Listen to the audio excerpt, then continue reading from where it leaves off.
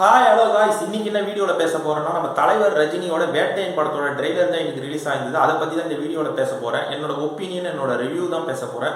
இதில் என்னோட எந்த பர்சனல் வெஞ்சன்ஸும் கிடையாது. நான் விஜய் ரசிகர்ன்றதுனால எந்த நெகட்டிவான இதுவும் பண்ண மாட்டேன். அதுக்குன்னு பாசிட்டிவிட்டியாக ஒரேடியும் சொல்லிட மாட்டேன். நியூட்ரலாக என்ன படத்துக்கான ரிவ்யூவோ, அதாவது ட்ரெய்லருக்கான ரிவ்யூவோ, ட்ரெய்லர் எப்படி இருக்கோ அதை பற்றி தான் இந்த வீடியோவில் ஃபுல்லாக பேச போகிறேன். வாங்க வீடியோக்குள்ளே போகலாம். ஃபஸ்ட்டு தலைவருக்கு என்னோட விஷஸை சொல்லிக்கிறேன். கெட் வெல் சூன். தயவு செஞ்சு நல்லபடியாக வந்துருங்க.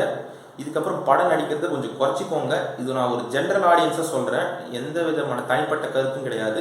காரணம் என்னன்னா, வயசு 75 ஆயிடுச்சு. இதுக்கப்புறமும் உங்கள் ஹெல்த்தை பார்த்துக்கிறது தான் முக்கியம். இதுக்கப்புறமும் பணம் அது ஓடினே இருக்கிறது. அது உங்கள் இஷ்டம். நான் எதுவும் தப்பு சொல்லலை. பட் ஆனாலும் ஹெல்த்து தான் ரொம்ப முக்கியம்.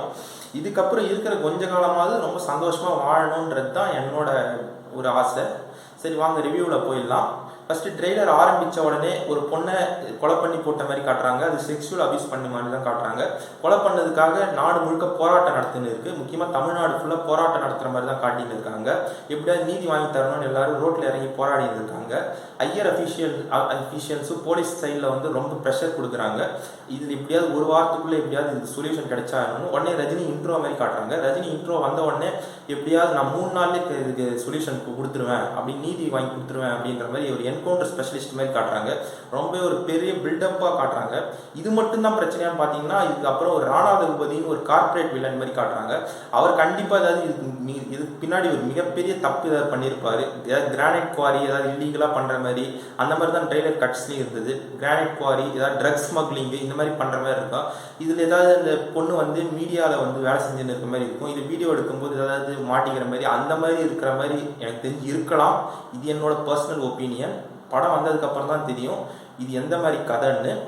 இருந்தாலும் நான் இதை 100% இதுதான் கதைன்னு நான் சொல்ல விரும்பலை. நெக்ஸ்ட், இது வந்து சாட்டிஸ்ஃபைடான ஸ்டோரி தான். ஸ்டோரியாக பார்த்தீங்கன்னா ஒரு கமர்ஷியல் படத்துக்கு ஏற்ற நல்ல ஸ்டோரி தான்.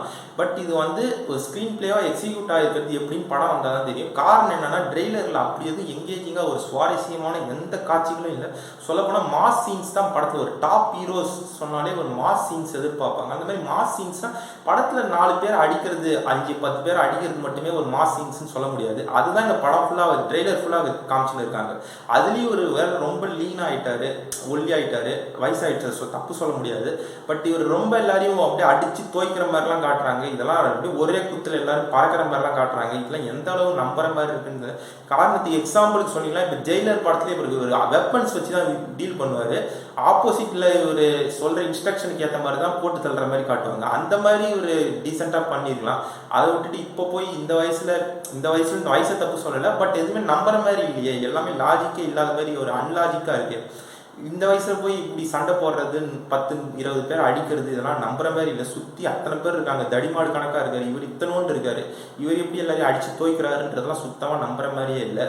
அதுலேயும் பார்த்தீங்கன்னா படத்தில் எந்த விதமான சுவாரஸ்யமான கட்ஸும் இல்லையே ட்ரெய்லரில். அதுலேயும் அனிருத் பிஜிஎம் பாட்டுன்னு கண்டபடியும் போட்டிருக்காரு.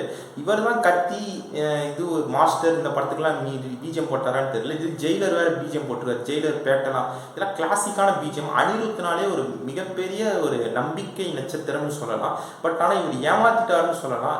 ஆடியன்ஸோட பல்ஸை பிடிச்சி பிஜிஎம் போடுறதுல இவர் தான் ஸ்பெஷலிஸ்ட்னு சொல்லலாம். பட் ஆனால் இந்த படத்துலேயே இவ்வளோ மொக்கையாக பிஜிஎம் போட்டிருக்காருன்னு தெரியல. எல்லாருமே ஏமாந்து போயிட்டாங்கன்னு சொல்லலாம். அதுவும் இல்லாமல் பிஜிஎம் மட்டுமே குறை சொல்கிற மாதிரி இல்லை. ஞானவேலோட ஸ்க்ரீன் பிளே சுத்தமாக இதில் ஒர்க் அவுட்டே ஆகலன்னு சொல்லலாம். வெறும் ஃபைட் சீன்ஸ் மட்டுமே இருக்குது. ஃபைட் சீன்ஸ் வில்லனை வந்து ஒரு கார்பரேட் வில்லன் காட்டுறாங்க. பட் அவர் எந்த மாதிரி ஒரு பயங்கரமான வில்லன்றதை அது பெருசாக ட்ரெய்லரில் சுத்தமாக காட்டின மாதிரி. அதுக்கு வந்து ஹீரோ சைட்லேருந்து எந்த விதமான ஆக்ஷன் எடுத்தாங்கன்னு ஆக்ஷன்ற மாதிரி சும்மா ஃபைட் சீன்ஸ் அது மட்டுமே இருக்குது. இது பெருசாக ஒர்க் அவுட் ஆகுமான்னு தெரியல. படம் வந்ததுக்கப்புறம் தான் தெரியும் எந்த அளவு ஒர்க் அவுட் ஆகும்னு. பட் ஓப்பனிங் ஒரு பெரிய ஓப்பனிங் கிடச்சிரும். பட் ஆனால் இது எந்தளவு லாங் ரன் ஓடுன்றது படம் வந்து அந்த ஸ்க்ரீன் பிளே எப்படி, எந்தளவு ஆடியன்ஸோட ரிவ்யூ இருக்குது, இதெல்லாம் பார்த்ததுக்கப்புறம் தான் சொல்ல முடியும். என்னோடய வீடியோ பிடிச்சிருந்தா சப்ஸ்கிரைப் பண்ணுங்கள், லைக் பண்ணுங்கள், ஷேர் பண்ணுங்கள். நன்றி, தேங்க்யூ.